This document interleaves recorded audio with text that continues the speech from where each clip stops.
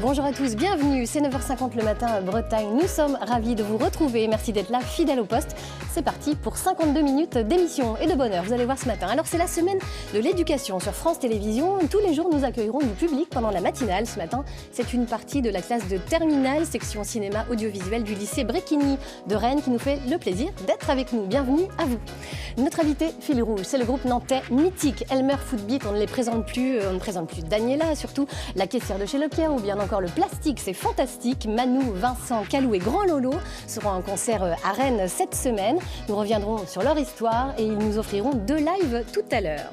Changement d'univers sonore ensuite quand l'opéra cherche sa nouvelle star. France 3 lance le concours Voix Nouvelle, le plus grand concours de jeunes talents lyriques francophones. Près de 600 artistes s'affronteront à travers 17 finales régionales. La finale bretonne a lieu ce soir à l'Opéra de Rennes.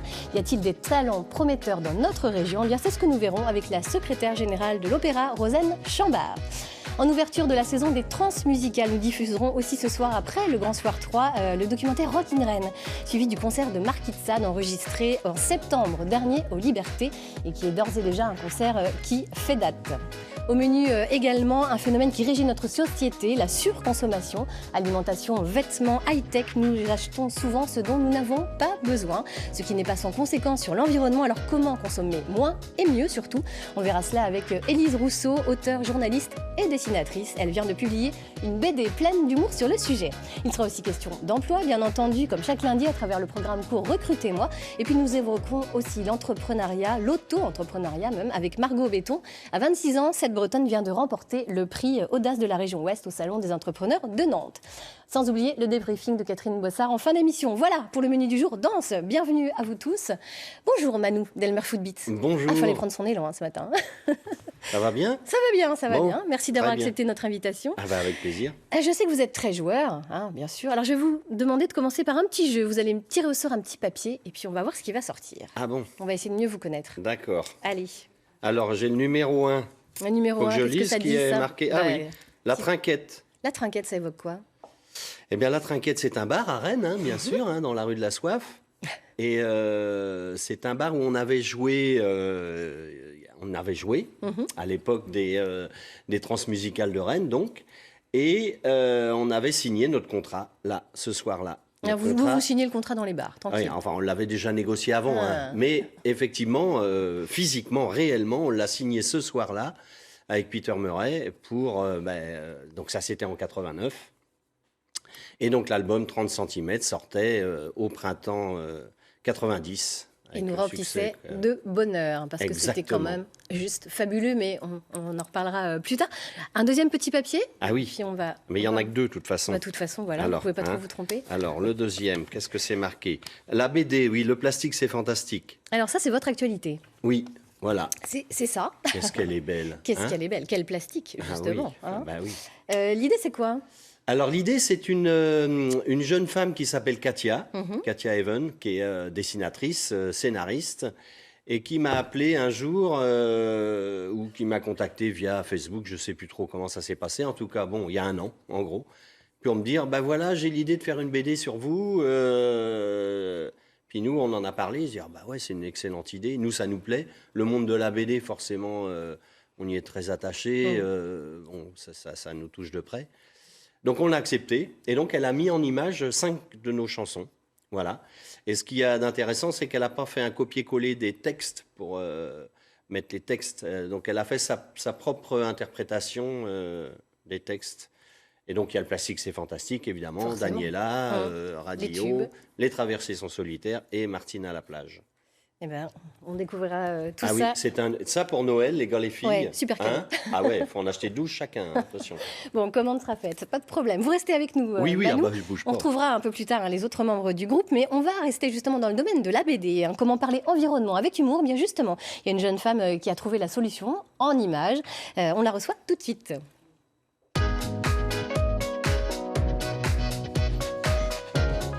Bonjour Élise. Bonjour. Alors il y a des passerelles entre Manou et vous, puisque vous avez utilisé finalement le même moyen pour sensibiliser le grand public à l'environnement. Expliquez-nous, comment c'est parti cette idée ?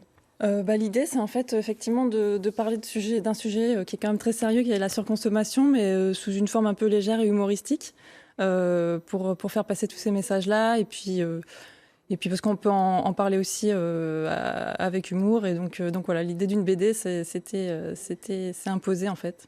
C'était une prise de conscience ? Il y a eu un petit déclic ? Oui, en fait, c'est une histoire aussi personnelle. Je pense qu'on a tous vécu le fait d'avoir une petite radio un jour qui tombe en panne ou un autre objet. Et en fait, on se rend compte que ça tombe en panne 10 jours après la fin de la garantie. Donc, toujours. Voilà, quand on va râler au magasin, c'est toujours un peu compliqué. Donc oui, bien sûr, c'est l'histoire d'une prise de conscience. Donc à travers tous les petits personnages en fait, de la bande dessinée qui prennent conscience de cette surconsommation et surtout des impacts que ça a en fait en termes d'environnement, mais aussi en termes humains en fait sur le fait que ça nous coupe un peu des autres parfois. Vous trouvez que c'est un enjeu qui n'est pas suffisamment pris en compte finalement ? On parle beaucoup d'environnement, mais pas sous cet angle-là en fait. Mais oui, en fait, c'est ce qui me surprend en fait, c'est que en fait la surconsommation c'est à la base de toutes les grandes problématiques environnementales, y compris le réchauffement climatique, etc., etc. C'est le fait de surconsommer à la fois en énergie, bien sûr en objets, en bibelots, etc. La surconsommation, elle est en fait à tous les niveaux de nos sociétés. Et en fait, du coup, c'est un enjeu environnemental qui est fondamental. Mais je pense qu'on est tellement pris dedans, tous, moi-même compris. Enfin, on est tellement, c'est tellement intégré à notre quotidien que c'est en fait assez compliqué de prendre de recul là-dessus. C'est aussi des choses la surconsommation, c'est aussi des choses qui nous culpabilisent vite. Parce que ça touche à des rouages profonds. Si on n'achète pas les bonnes croquettes à son chat, on est un mauvais maître, etc. etc. Oui, c'est vrai, il y a une culpabilisation. C'est beaucoup plus complexe, c'est beaucoup plus profond que ça en a l'air, en fait. Et du coup, ça nous touche tous. Et du coup, c'est pas évident d'y réfléchir et de se remettre en question, oui. Alors, le livre s'appelle « Mais pourquoi j'ai acheté tout ça ?» Est-ce que c'est une question qu'on devrait se poser plus souvent, finalement ? Là, on est à 20 jours de Noël. Oui. On va forcément aller acheter des cadeaux. Qu'est-ce qu'on devrait se demander, finalement ? Je pense que la question qu'on devrait se poser, c'est est-ce que j'en ai vraiment besoin ? Et en fait, par exemple, à chaque fois qu'on déménage, on se rend compte qu'on a toutes sortes de choses. En fait, on se souvient même plus. Souvent, on se dit mais moi j'ai acheté ça, je ne me rappelle même plus que j'avais une telle chose. Et du coup, plus souvent, mais est-ce que j'en ai vraiment besoin ? Souvent, ça limiterait un peu nos achats, je pense. Je pense que il s'agit pas le désir fait partie de la vie, mais on peut se poser la question de ce qui nous est vraiment nécessaire et aussi de ce dont on a vraiment envie. Il y a des choses où on a vraiment des vraies envies profondes et là, voilà, ça vaut le coup. Mais souvent, on accumule un peu comme des petits écureuils avec leurs noisettes et c'est pas et ça, en fait, ça nous sert pas à grand chose. Alors graphiquement, cette BD est vraiment très, très parlante, mais vous ajoutez aussi du texte, des chiffres, des choses. Il y a une volonté pédagogique dans cette BD ? Complètement, en fait, c'est une bande dessinée documentaire, en fait, où on explique le sujet vraiment en essayant d'aller quand même assez loin, en fait, dans les explications. Et voilà, en faisant toujours En fait, la BD peut se lire sans les textes. C'est pour ça que j'ai des enfants qui le lisent et des adultes. Enfin, j'ai un peu tous les âges en public. C'est-à-dire qu'on peut lire ou bien la partie BD, mais on peut aussi aller plus loin en lisant tous les textes qui l'accompagnent. En fait, ils vont les encadrer, qui vont un peu plus loin, oui. Est-ce qu'on peut faire passer plus de messages par l'humour ? Moi, je pense que oui, surtout sur les choses. C'est vrai que parce que dès qu'on parle à la destruction de l'environnement, de la planète, tout ça, ça peut être vite déprimant. Et du coup, il vaut mieux effectivement, en racontant un peu l'histoire voilà, j'ai une petite poule, notamment dans les personnages, qui est complètement geek, qui adore être sur Facebook et tout ça. Donc voilà, ça dédramatise un peu tous ces sujets. Et du coup, je pense que, en tout cas, on peut toucher notamment les jeunes, tout ça, ça marche mieux, oui. Merci beaucoup, Élise, d'être venue nous présenter ce livre. Vous êtes donc auteur, journaliste, et puis vous venez de publier donc Mais pourquoi j'ai acheté tout ça aux éditions Delachaux et Nielsley. Merci infiniment. On va rester dans le domaine de l'humour, Manu, forcément. Oui. Allez, je vous propose de faire un petit flashback. Vous avez fêté vos 30 ans en 2016. Oui. Eh bien, on va mettre tout de suite, on va se mettre dans l'ambiance avec ce reportage signé Vincent Calgani.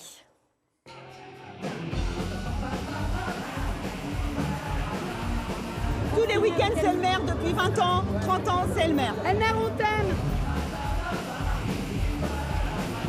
On n'est pas à Mireille-Mathieu, là, c'est Emile Footbeat. On est debout au premier rang. Il y a tous les âges, les gamins, les gens de ma génération, celle du monsieur, 65 ans là-bas.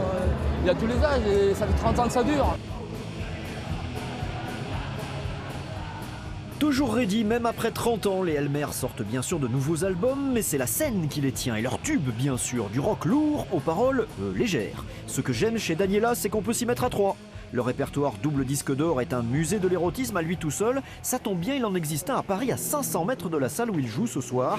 Les coquins en le visitant jurent qu'ils auraient plutôt leur place au musée du romantisme. On ne parle pas de sexe, monsieur, on parle d'amour. C'est pas tout. Alors ça va avec, forcément, à un moment ou un autre, il faut bien que ça se passe quand même. Mais au départ, c'est de l'amour, des chansons d'amour. Au départ, une blague de potes pour faire la tournée des plages durant l'été 1986, la machine Elmer aboutira à 2 disques d'or, une victoire de la musique et des scores de vente à faire pâlir les mégastars anglo-saxonnes d'aujourd'hui, 650 000 exemplaires pour le premier album. Elmer 2016, c'est une cinquantaine de dates par an, des salles combles au festival remplis, que ce soit à la Chapelle Launay pour la fête du slip ou à Paris devant 700 ultra fans. Comment ça se passe pendant les concerts? C'est pas compliqué, on joue, les filles s'évanouissent et on s'amuse.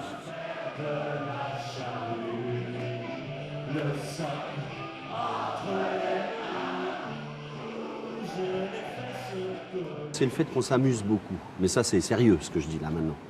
Comme on s'amuse beaucoup, nous, et que les gens s'amusent, et qu'on s'amuse avec eux et réciproquement, je crois que c'est ça qui fait que ça dure. C'est que les gens s'ennuient jamais à un concert d'Elmer. J'en connais une qui, sur le plateau, a hésité à demander un autographe en direct. Élise, vous êtes fan d'Elmer Footbeat? En fait, on écoutait ça quand on était en classe d'anglais, en fait, en voyage de classe en Angleterre. Je me rappelle que les gars, notamment, ils mettaient ça à fond dans le car. Et du coup, on rigolait. C'est très bien. Ça fait un peu ancien combattant, tout ça, ma foi. Non, ma pauvre dame, on parlait pas. Monsieur. Oh là là là. Alors, à l'origine, c'était quoi, Manu? C'était un concept déjanté? Ah oui, de c'est un potes, concept, on peut le dire. C'est oui. un concept, ouais, c'est ça. Elmer Footbeat, En c'est fait, quoi le concept? ouais, avec une bande de potes, quoi. Hein, Ouais. donc, on était ados, enfin, on s'est connus au lycée. Et puis, on avait différents groupes sérieux. Puis un jour, on s'est dit, oh, allez, on va faire un groupe pour déconner. Et puis, on va parler que d'amour. Hein, donc, comme je dis dans Mais le oui, vous êtes de reportage, grands bien sûr, romantiques, hein, c'est bien connu. Des chansons d'amour, bien sûr.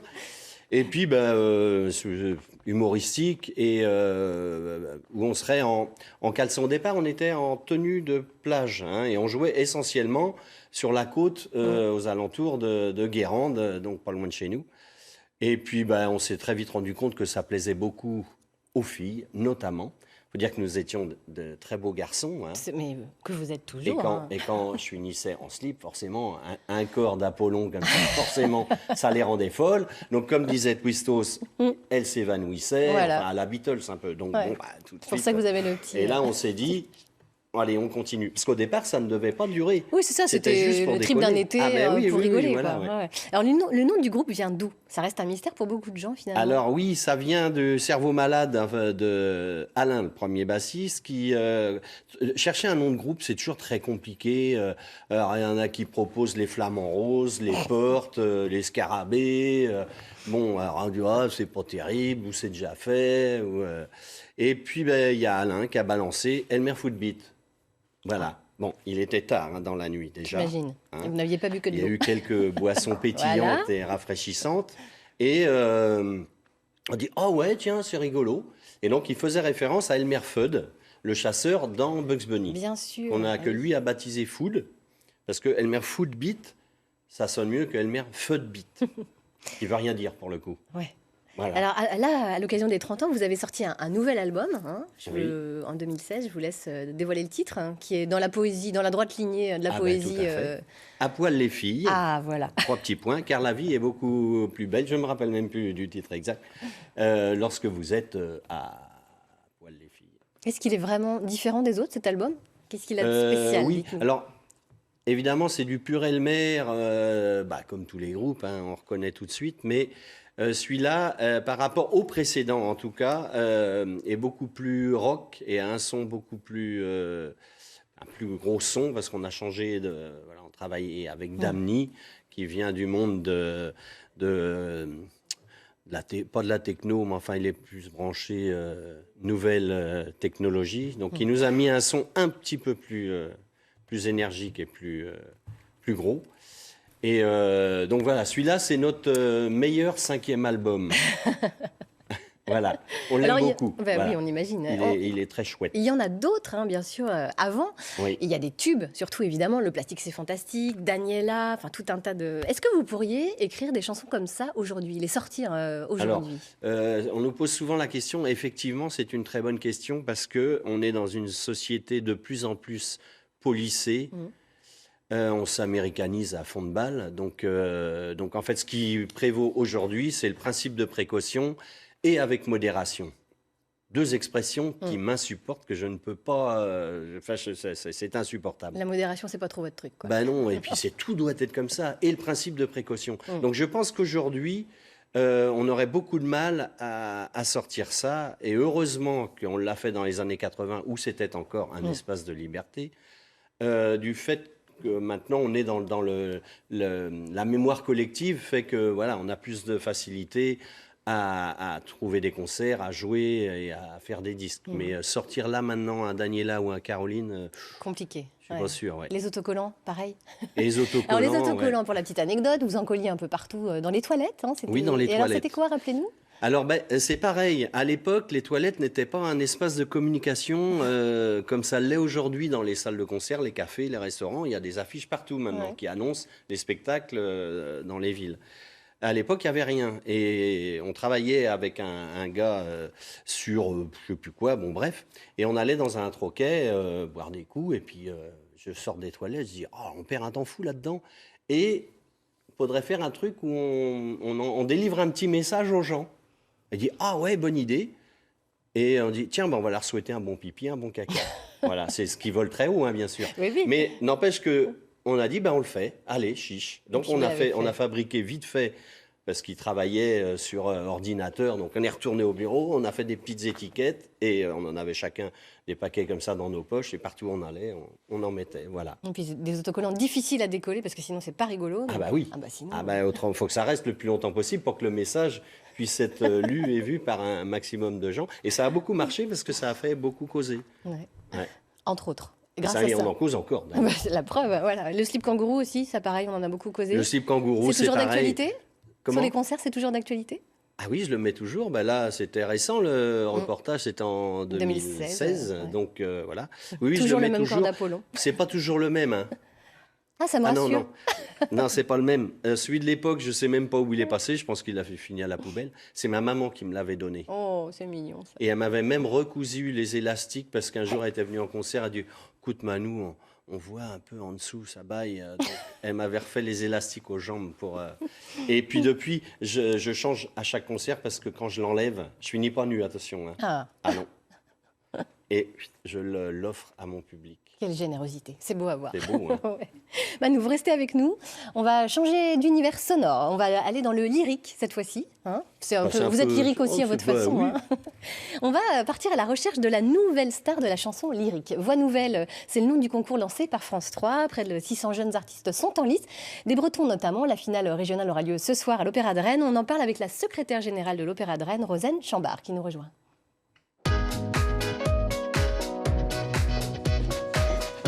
Bonjour Rosen. Bonjour. Bon, vous connaissez tous les tubes d'Elmer Footbeat. Oui, bien sûr. Et d'ailleurs, ça m'a donné une idée. Je pense qu'on va proposer aux candidats de venir en slip kangourou ce soir.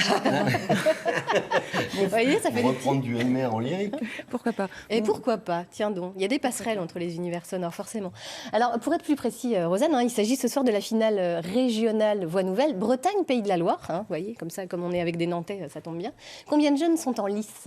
Dites-nous. Alors, ce soir, on a 6 candidates. Alors, pour le coup, ce sont des filles. Donc, mais ça ne pose aucun problème. Oh non, oui, ce serait moche, là.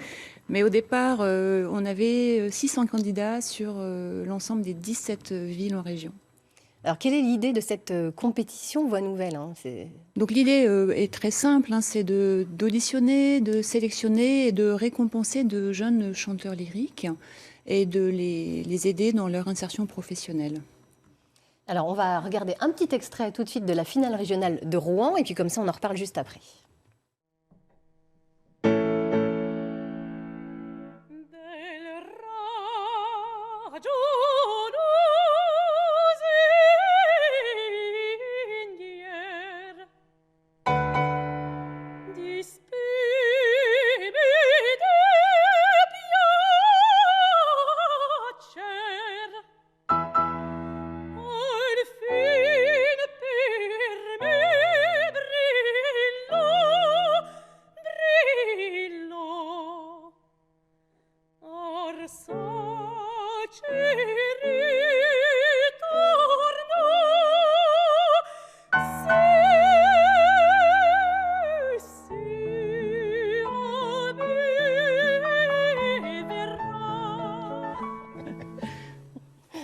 en slip kangourou, ça donnerait, je pense.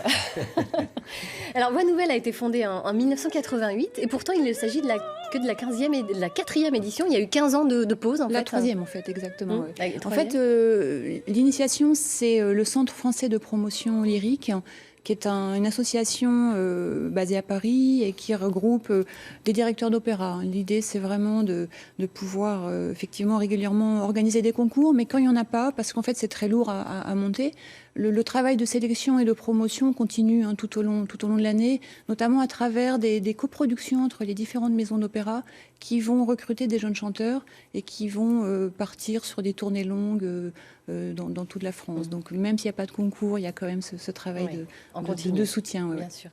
Il a permis de révéler des chanteurs très connus, et parmi eux Nathalie Dessay, qui est la marraine d'ailleurs de cette édition. Nathalie Dessay a été la lauréate du premier concours en 1988 et elle dit vraiment que ça a été un coup de pouce formidable pour sa carrière. Et ça lui a notamment permis de trouver son agent qui est resté fidèle jusqu'à maintenant. Et des fois, les agents, vous savez, on signe les contrats à la trinquette, faut faire attention. Quel est l'objectif du concours spécifiquement, Alors vraiment, notamment, ça permet d'auditionner des jeunes chanteurs qui ne sont pas forcément issus du circuit traditionnel de formation des conservatoires. Donc tout le monde peut se présenter, c'est complètement gratuit. Une fois qu'ils sont lauréats, il y a un vrai coup de pouce de la part de l'ensemble des directions d'opéra qui vont plus facilement les recruter dans leur production. Il y a un grand concert au Théâtre des Champs-Élysées en septembre prochain. Il y a une mise en valeur de ces jeunes chanteurs et ça leur permet de se lancer dans cette carrière de soliste. Parce que c'est difficile sinon de se faire connaître finalement. Oui, c'est très difficile et puis au fil des années, il y a un peu moins de production lyrique aussi, donc un peu moins de rôle pour tous ces jeunes chanteurs. Alors ces jeunes chanteurs ont passé tout un tas d'étapes. Il y a eu les castings, les épreuves éliminatoires et les fameuses finales régionales, au nombre de 17. Ce soir, c'est le tour de Rennes. Ce sera à partir de 20h à l'Opéra. Est-ce que vous avez bon espoir que nos chanteurs bretons se qualifient pour les étapes suivantes? Évidemment. De toute façon, il y aura forcément un lauréat. Enfin, pas un lauréat, mais un demi-finaliste. Parce qu'il y a la prochaine étape, c'est une demi-finale au mois de janvier, puis la finale au mois de février. Donc forcément, il y aura quelqu'un aux demi-finales. Donc oui, bien sûr, on a très bon espoir. Ce que je voulais aussi signaler, c'est que la soirée de ce soir est entrée libre. Tout le monde peut venir assister à la soirée à l'Opéra. Ce ne sont que des filles chez nous, c'est en Bretagne. Totalement le hasard, parce que on aurait très bien pu avoir des garçons, mais lors de la demi-finale régionale à Nantes, il n'y a que les filles qui sont passées. C'est pas pour déplaire à Manu. Oui. J'irai peut-être du coup. En slip kangourou, forcément. Vous pourrez donc suivre également les candidats en live sur la page Facebook Voix Nouvelle. Et puis donc, il faudra attendre janvier 2018 pour la demi-finale nationale. Ce sera à l'Opéra de Massy, me semble-t-il, c'est ça ? Oui, complètement. Merci beaucoup, Rosanne, d'être venue nous parler de cette belle initiative. Vous savez, dans cette émission, on s'occupe d'emploi, puisque c'est une de vos préoccupations, évidemment. Alors, je vous propose de regarder tout de suite le programme court Recrutez-moi. C'est une mine de conseils, aussi bien pour les candidats que pour les recruteurs. C'est une réalisation de Magali Douarche.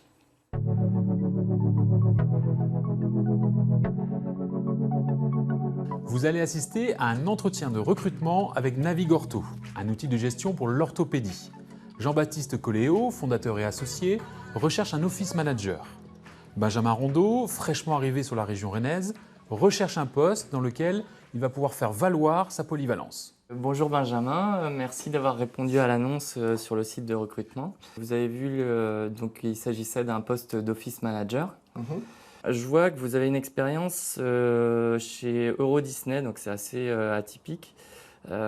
Pour le poste qu'on propose et je voulais savoir quel poste vous avez occupé au sein d'Euro Disney et qu'est-ce que ça vous a apporté. Alors Disney, ça a été mon expérience la plus marquante. J'ai fait un BTS tourisme en alternance à Disney. J'ai posé la question sur Euro Disney parce que l'idée que je m'en étais fait sur le CV et la réalité, c'était pas du tout la même chose. Je pensais que Benjamin avait été amené à faire plutôt de l'animation dans le parc, déguisé, etc. Il a peut-être eu ces missions-là, mais il a aussi occupé des postes de manager et il a su développer des compétences pour gérer cette mission.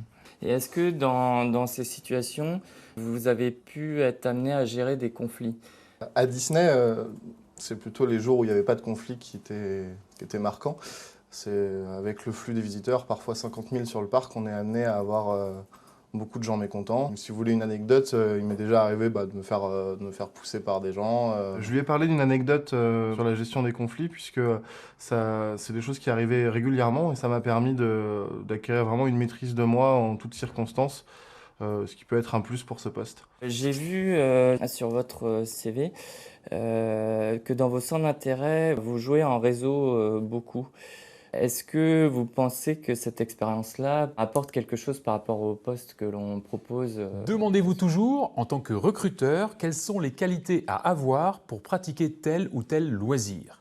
Vous y découvrirez peut-être des atouts dont vous avez besoin au sein de votre entreprise. Je peux être sur 2-3 écrans et faire plusieurs choses en simultané, donc je pense que pour le poste actuel, ça peut être utile, puisque je peux être amené à être au téléphone avec un client, mais tout en même temps en train de régler un autre problème à côté. D'accord. Quelle est l'idée que vous avez de l'entreprise et du projet en lui-même? Comment vous voyez le côté un peu start-up? Est-ce que pour vous, c'est plutôt un risque?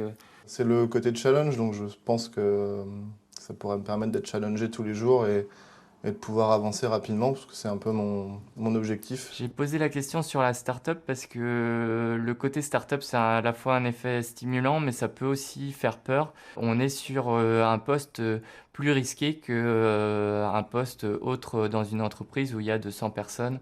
Là, on a tout à créer et la responsabilité repose beaucoup sur le premier salarié. Je vois que c'est important pour vous la notion de famille.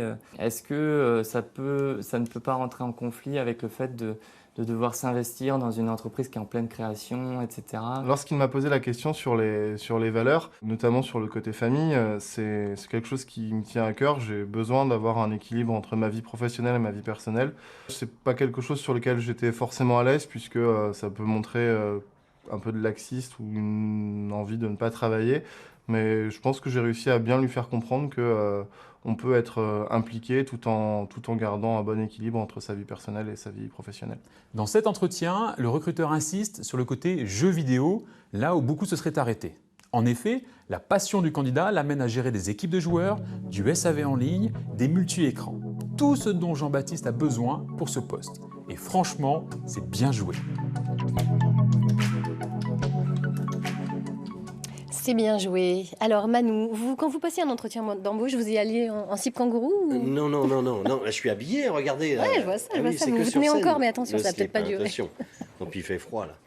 Non, mais j'en ai fait des entretiens d'embauche quand je faisais de l'intérim, et j'étais comptable, mon premier métier. Donc c'est entre comptable et chanteur en slip, qui plus est, il y a assez de grand écart. Et il y a une boîte où j'avais pas envie d'aller, je sais pas pourquoi, ça me plaisait pas, bon bref. Donc j'ai eu l'entretien, j'ai rien fait pour me vendre, en tout cas. Et j'ai beaucoup insisté sur le côté artiste. Donc pour un comptable, si ça va pas leur plaire. En fait, ils m'ont pris. Voilà. Comme quoi, sur un malentendu, ça pouvait marcher. Ça a marché. Oui. Alors j'en connais une qui a, elle, fait le choix de monter sa boîte. Comme ça, au moins, pas besoin de passer un entretien d'embauche. On s'auto-recrute. Elle s'appelle Margot Béton. C'est une jeune Bretonne. Elle vient de remporter un prix qui salue son audace. On en parle avec elle tout de suite.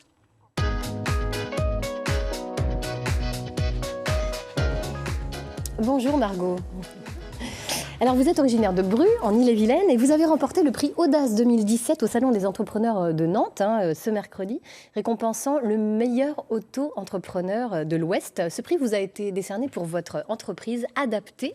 C'est ça. Quelle est l'idée de cette boîte ?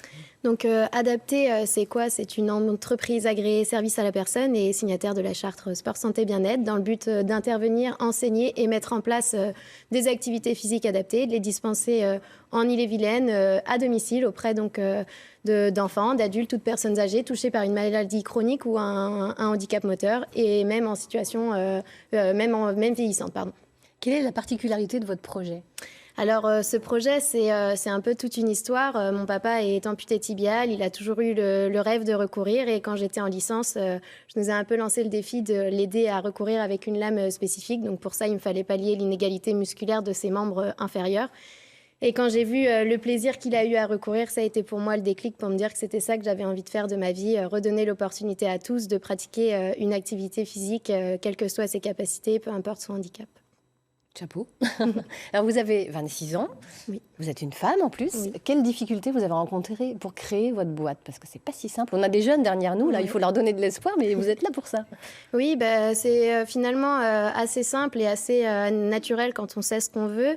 Après, voilà, faut être assez rigoureux et organisé parce qu'il y a quand même beaucoup de paperasse, mais ça se fait bien. Et quand quand on a un projet auquel on croit, ça se fait vraiment naturellement et tout est fait pour nous aider.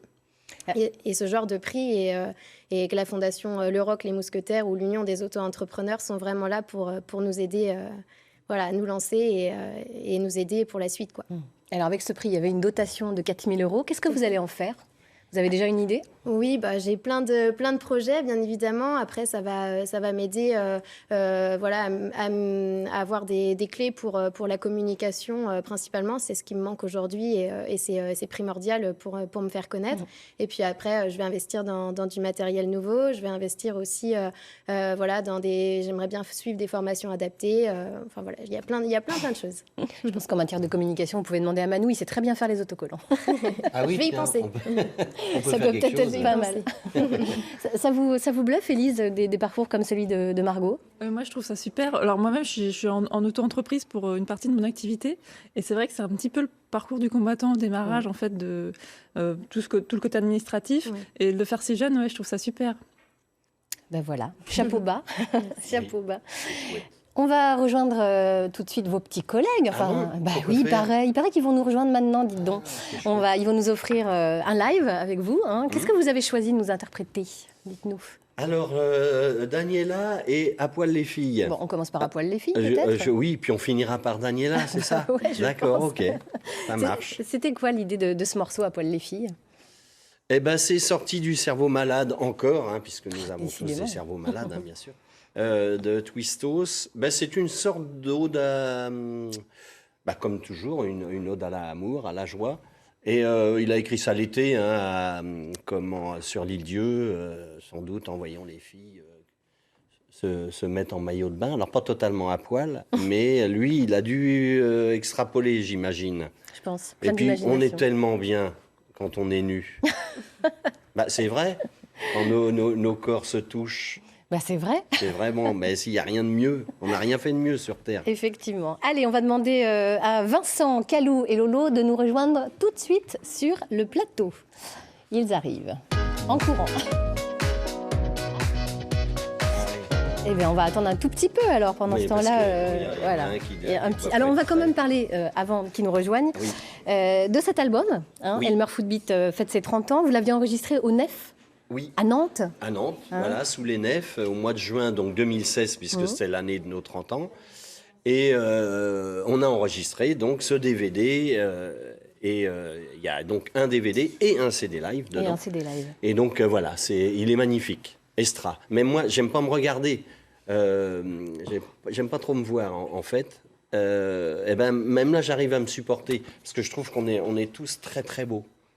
On dirait les Rolling Stones, tiens, c'est pour dingue. Allez, justement, puisque vous êtes tous très, très, très beaux, on va demander à Vincent, Calou et Lolo de nous rejoindre pour le Elmer Footbeat au grand complet. Ils arrivent. Ah non, pourquoi ils s'en vont? Parce que, voilà. Oh, c'est moche. Oh. Bienvenue à vous trois. On est très, très heureux de vous accueillir au complet. Pareil, merci.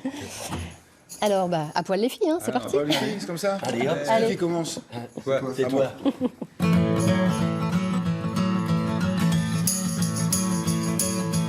À poil les filles, car la vie est bien trop belle. À poil les filles, oui, la vie est belle. À poil les filles, car la vie est bien trop belle quand vous êtes. On peut mesurer l'importance d'être heureux en permanence. Alors à quoi bon tout gâcher avec ces textiles variés? Le soleil, mon grand copain, l'a bien compris, il vient d'arriver. Avec lui enfin les filles, pourquoi s'habiller? Il faut savoir se satisfaire du strict nécessaire. À poil les filles, car la vie est bien trop belle. À poil les filles, oui la vie est belle. À poil les filles, car la vie est bien trop belle quand vous êtes.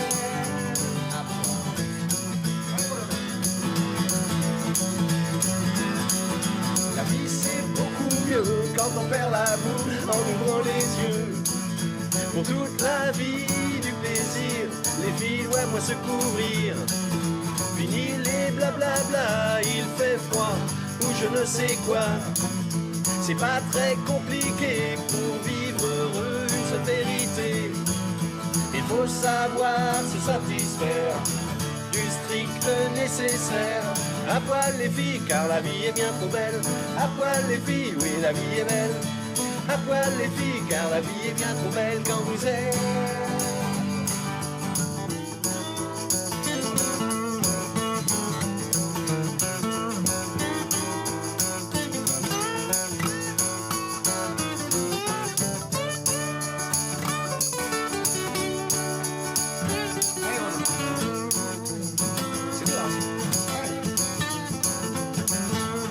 Savoir se satisfaire du strict nécessaire.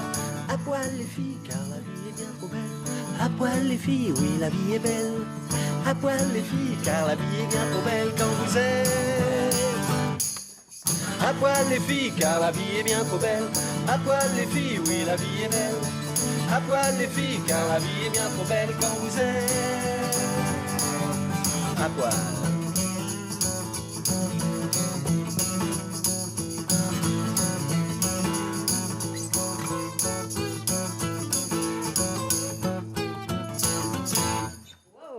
Merci beaucoup. Merci les filles, merci. À poil les filles, hein, c'est donc le titre de cet album, 5e album, magnifique album, le meilleur, quoi, comme Le vous dites. meilleur, C'est c'est toujours... notre meilleur 5e album, effectivement. C'est une ode au naturisme ou une ode aux filles? Une ode aux filles, Ah. à l'amour et aux filles. Je suis sûre que vous êtes des grands timides, en fait. On est des grands respectueux. Ah. On dirait pas comme ça, mais Non. on est des grands respectueux. Et on fait des chansons d'amour, comme faisait Julio Iglesias. Bah, c'est ça, mais un peu dans un style différent. Voilà. Ça fait du bien de vous voir réunis. Merci, messieurs, de nous avoir rejoints. Vous vous êtes reformés en 2001 hein, pour les 20 ans d'EV à l'Olympique à Nantes. Pourquoi cette envie comme ça de revenir alors que vous étiez arrêté quasiment 10 ans, en 93 ? Ouais, pratiquement 10 ans. Qu'est-ce qui s'est passé C'est de leur faute, ils nous ont demandé. Nous, on a dit oui. Et puis voilà. Alors, il y a eu juste un petit changement. Lolo a remplacé que Luc qui ne voulait pas revenir. Et puis, à partir de là, ça a donné un nouveau souffle. Je pense que ça aussi, c'était important. Ouais. Et on a dit, allez, pourquoi pas. Et on va dire qu'en 2007, réellement, là, on a repris le chemin de la route. Là. Ouais. Vous êtes remonté sur scène à Nantes, votre ville de naissance et de cœur, 30 ans après. Qu'est-ce qui vous rattache à Nantes ? Bah, nos origines, notre maison, on a grandi, quoi. Notre vie, notre famille. Le muscadet. Le muscadet aussi, très oui. important. Oui, À consommer avec modération. Avec... Le mot que vous Arrêtez détestez. avec ça. Ah. J'étais sûre que j'allais vous faire réagir. La scène, c'est votre élément, finalement. Oui. Vous vous sentez bien là. Ah ouais. Ah oui, c'est la scène, notre truc. Bon, on aime bien le studio aussi. Oui, oui. On aime bien... On aime bien le studio, la scène, les répétitions. La promo. Vous aimez bien tout, quoi, en fait. Vous aimez juste bien faire ce que vous faites, quoi. Voilà. Voilà, on a un chouette métier. Ouais, on a une chouette vie. Oui. Vous avez l'air d'aimer ce que vous faites, en tout cas. Alors, vous serez en concert cette semaine à Rennes dans le cadre des Trans. Hein. Vous serez le 6 au Mondo Bizarro et jeudi 7 à la Trinquette. Retour aux sources. Alors, vous avez signé un nouveau contrat. On peut mettre 50 personnes là-dedans. Ça va se bousculer au portillon. Ça va être chaud, je pense. pense. Ouais. Bah, c'est l'anecdote aussi, c'est eux qui nous ont appelés parce que ils ont dû apprendre, parce que c'est pas les mêmes propriétaires qu'à l'époque, je crois, que bah voilà, il y avait une histoire avec Elmer et la Trinquette, donc on a dit oui parce que bah, c'est rigolo, quoi. Et du coup, on fait 2 soirs puisqu'on va au Mondo. Dans le cadre des transmusicales. Les transmusicales, pour vous, c'est une étape mythique aussi un peu. Mais c'est assez rigolo parce qu'on n'est pas du tout au niveau de la programmation, on s'inscrit pas du tout dans ce genre de programmation, mais c'est là où il s'était passé quelque chose en 89 et du coup, voilà, il y a un lien avec les transmusicales, ouais. Est-ce que vous avez un morceau préféré parmi ceux que vous jouez ? Est-ce qu'il y en a un que vous avez un plaisir particulier à interpréter ? Ça va pas être les mêmes selon. Ça va Ça va pas être les mêmes selon les gars, quoi. Moi, je sais que sur scène, j'aime beaucoup Martina Laplage, par exemple. Je m'éclate. Mais c'est vrai. Oui, il y a des morceaux comme ça. Alors, je sais pas si c'est le tempo qui veut ça ou l'énergie. Ça se voit, ouais, que tu... Ouais, T'es bien énervé. ça. Ouais, quand je bouge comme ça. Ouais. C'est que ça, quand je fais mon jeûne, ça c'est bon. Un morceau comme Les caissières de chez Leclerc, ça a fait du bruit. Je sais que Michel-Édouard Leclerc lui-même a réagi. C'est rigolo. Bah, c'est rigolo. C'était sympathique de sa part. Oui, vous n'en avez pas voulu, du tout. Non, comme il explique bien sur son petit communiqué, là, c'est marrant. Hein. Il avait été pris à partie par les caissières qui avaient dit mais faites-les arrêter. Quoi. Ah oui. Et nous, on pensait qu'il nous serait tombé dessus, justement, genre, oh là là. Ben non. C'est un garçon intelligent. Voilà. Bah oui. Ou qui nous aimait bien, peut-être, il trouvait ça drôle, peut-être. Puis on lui faisait de la pub, gratuitement. Quelque part, vous lui avez fait de la pub, en fait. Ouais, c'est la présentatrice de chez France 3, par exemple. Ah oui, le prochain album. La prochaine, voilà. Ah bah tiens, allez, chiche. Top est là, on ira signer à la trinquette le contrat. D'accord. On va se mettre au travail cet Avec plaisir. Alors la suite, est-ce que vous avez l'intention de vous arrêter en si bon chemin, maintenant que vous avez repris la route, maintenant que vous avez pris le chemin de l'écriture? Il y aura un 6e album? Le meilleur, donc, forcément. Donc, qui sera forcément le meilleur, évidemment. Et donc, c'est prévu? Bah oui, parce qu'on a commencé à... Vous y travaillez déjà? On a commencé à travailler dessus, ouais. Donc, pour 2019. Pour 2019. Si tout se passe bien, printemps 2019, le 6e album. Vous gardez la même énergie, les mêmes thématiques, le même amour des filles? Voilà. Bah, oui. Oui. La recette qui marche, quoi. Pas faire grand-chose d'autre, en fait. Ouais. Oui, c'est ça, en fait. Bah, vous savez faire que des belles chansons. Eh bien, écoutez, justement... Vous êtes mignonne. Oh. Bah, non, mais parce que je veux mon titre d'album aussi. Ah oui. Présentatrice de chez France 3, c'est le prochain. C'est le 6e album, c'est celui-là. Oui, d'accord. Allez, je vous laisse interpréter un nouveau live, nous offrir ce beau cadeau. Au choix pour le titre. Bah, au choix, je crois qu'on n'a plus le choix. On va faire Daniela. Ça doit être Daniela. C'est Daniela? Allez, merci.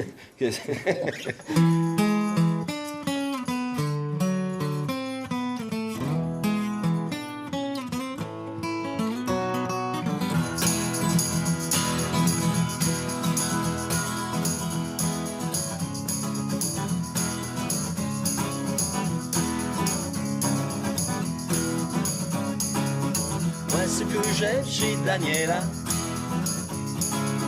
c'est que l'on peut y mettre les doigts. Elle est toujours d'accord pour me prêter son corps.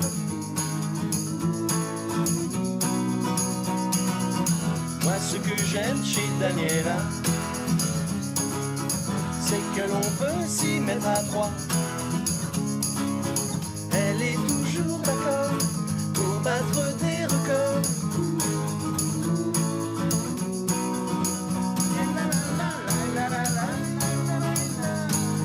Oh Daniela, oh Daniela, oh Daniela, oh Daniela.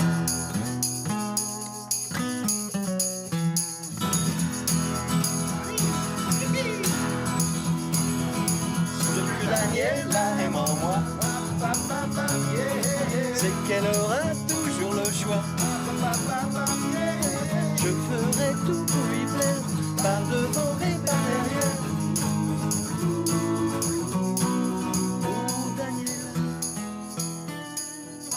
et dans la bouche de Daniela, et dans la bouche de Daniela, et dans la bouche de Daniela.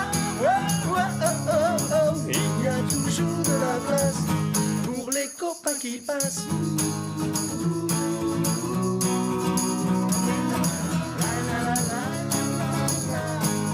Oh Daniela, oh Daniela, oh Daniela, oh Daniela.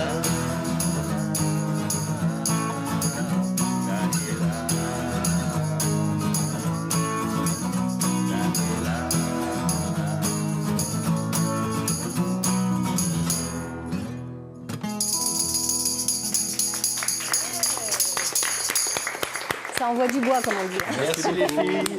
C'était quoi l'histoire de cette chanson, Daniela? Oh là là. Oh bah oui. Oh là là. Bah, je sais même pas. Alors, c'est un fantasme de gamin de 20 ans, quoi. On avait 20 ans à peu près par là, hein, quand on l'a écrite. Environ. Voilà, bon. Après, c'est une histoire de rime. Daniela, tout ce qui va avec, voilà. Bon, voilà hein.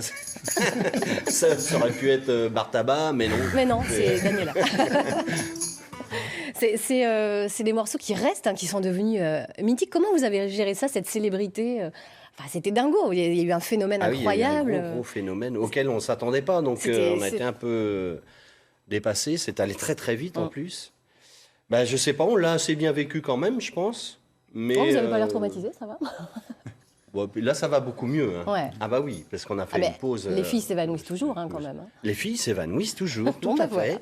Bien sûr, elles tombent dans mes bras. Vous restez avec nous, puisqu'on parlait de rock et de transmusicale. Ce soir, France 3 Bretagne consacre une nuit au rock, justement, avec la diffusion après le Grand Soir 3 vers 23h35 d'un documentaire qui s'appelle Rock in Rennes, réalisé par Erwan Le Guillermic et David Morvan. Et puis ce sera suivi vers minuit et demi du concert, hein, de la captation même du concert du groupe culte Marquis de Sade, que vous devez connaître, forcément. Vous connaissez? Oui, les Marquis de Sade, bien. Ah bah oui. Vous étiez au concert de réformation, comme on dit? Non. Bon, là, vous pourrez vous rattraper ce soir. On devait être occupé à autre chose. Vous rattraperez ce soir, puisque ce concert a été capté en septembre dernier, le concert aux Libertés, le temps d'une soirée. Après 36 ans d'absence, vous aussi, ils font leur revival, vous voyez, comme vous avez fait. Pareil. Un concert d'ores et déjà culte. On va en regarder un petit extrait.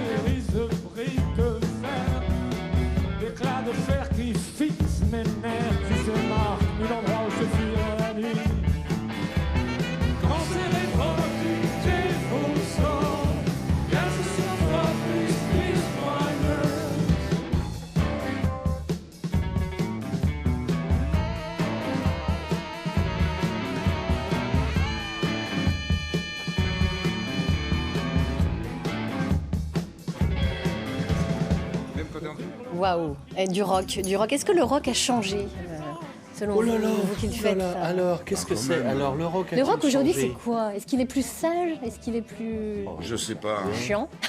Je sais pas, parce qu'il y a l'électro qui est passé et qui a dézingué pas mal l'envie chez les jeunes. Ouais, mais... On a bien vu le passage de l'électro. Hein. Quand les magasins de musique commencent à vendre plus de platines disques que de guitares. Mais bon, ça revient quand même. Oui, non, c'est cyclique en fait. Ce qui est drôle, c'est que les jeunes aujourd'hui, ils écoutent les très vieux groupes. Que nous, déjà, on trouvait vieux quand on était jeunes. Ils sont fans de Black Sabbath, fans de Led Zeppelin, AC/DC. Hein? Led Zeppelin, je ne les ai pas trouvés trop vieux quand j'étais jeune. Quand tu étais jeune, quand même, tu disais c'était un vieux groupe. Ah oui. Deep Purple. Mais j'étais fan. Et bien aujourd'hui, voilà, c'est rassurant parce que quand même, il y a un renouveau et la musique métal se porte très bien, par exemple. Bonne nouvelle. Il y a du rock dedans, évidemment. Ouais. Eh bien, merci beaucoup d'avoir été avec vous. nous, un grand bonheur. Oh, donc, c'est chouette, je vous embrasse. allez, on s'embrasse. La chance qu'il a, lui, quand même. Vénard. Dis donc. Il en profite un peu. Pour moi, c'est un mythe que je viens d'embrasser, vous savez. La présentatrice de France 3. Ah, mais de toute façon, je vous prends au mot. Prochain album, s'il s'appelle comme ça, alors là... Ah, mais c'est encore une rime en wa, en a. C'est pas grave. C'est pas grave, vous Ça vous trouverez. permet de revenir ici. Ouais, je m'inquiète pas, vous trouverez l'inspiration. D'accord. On va maintenant passer au débriefing de cette émission, parce qu'il y en a une qui l'a écoutée avec beaucoup d'attention, qui a pris des notes. Elle s'appelle Catherine Bossard et elle arrive tout de suite. Oh là là. Ça fout les jetons. Ouais.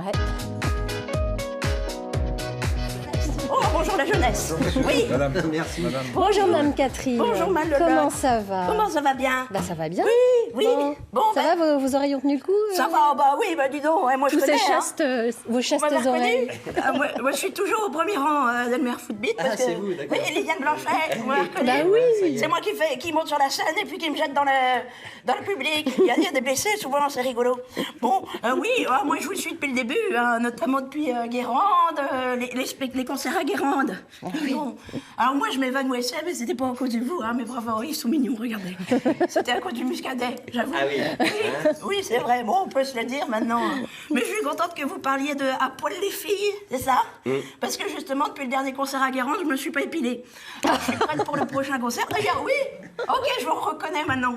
D'habitude, vous êtes moins vêtue que ça. C'est ça, c'est ça. Ok, bon, bah très bien, impeccable. Bon, je viens vous parler de mon actualité aussi. Alors ça tombe bien, on parlait de chant lyrique. Bon, c'est le festival des vieux talents lyriques. Pas ce soir, mais la semaine prochaine. Et justement, vous parliez de reprendre Elmer Footbeat en lyrique. Oui. Je voulais vous demander l'autorisation. Faites donc. Et puis faire éventuellement quelques vocalises. Alors moi, c'est bête, du peu. Mais je pense qu'ils vont vous J'y ai pas aider. touché. Oui, ah bah merci. D'habitude, c'est plutôt le vin blanc qui... C'est pas très bon ça. Mais bon. Allez, Elmer Footbeat en lyrique, c'est parti. Par Catherine Bossard. Pardon. Le plastique, c'est fantastique. Oh, pardon, j'ai un peu... Le caoutchouc, super doux. C'est pas mal. C'est pas mal. Si, c'est un bon début. Oh, on dit- Daniela, il y a des enfants, portent déjà leurs ombres. Non. Ah ouais, Vous voyez, on dirait quelque ma chose. grand-mère. Eh ben, Dis donc. pas mal, hein. Oui, eh ben, ça tombe bien. On va pouvoir répéter, hein, les enfants, si vous le voulez bien. Moi, je suis disponible après. Et puis, vous pourrez faire votre 7e album, Lydiane Blanchet. Ça me dérange pas. Coucou les jeunes, oh, regardez comme ils sont mignons aussi. Ça, c'est l'avenir. Hein. Oui, oh bah oui, dis donc. Merci Catherine. Bah, merci bien à vous. Oui. Vous voyez, vous repartez Elmer Footbeat avec 2 idées d'album. Ah bah, Alors dis voilà, donc, on veut une alors là, spéciale avec dédicace. Hein. Gratuit. Ah oui. Merci beaucoup d'avoir été avec Merci nous. à vous. Et vous m'accompagnez à la guitare quand je fais ma conclusion, comme ça je me sens moins seule. Merci infiniment à tous d'avoir été à nos côtés. Vous retrouverez à midi votre édition Antolagade, puis le journal présenté par Éric Pinault dans nos JT aujourd'hui. Nous ferons le point sur l'état du trafic SNCF perturbé hier par une panne en gare de Rennes, enfin en gare de Montparnasse. Toute la semaine, une page sera consacrée au salon nautique avec Isabelle Rettig. Et puis notre rubrique Ondes positives sera consacrée aux compagnons bâtisseurs. Voilà pour l'actualité. Merci à tous, merci infiniment. Gardez cette pêche et ces yeux brillants et continuez à nous faire bien rigoler. Voilà. Merci Elmer. Belle journée à tous. On se retrouve demain 9h50 voilà, pour votre matinale. Au revoir, madame. Au revoir. On se quitte en musique.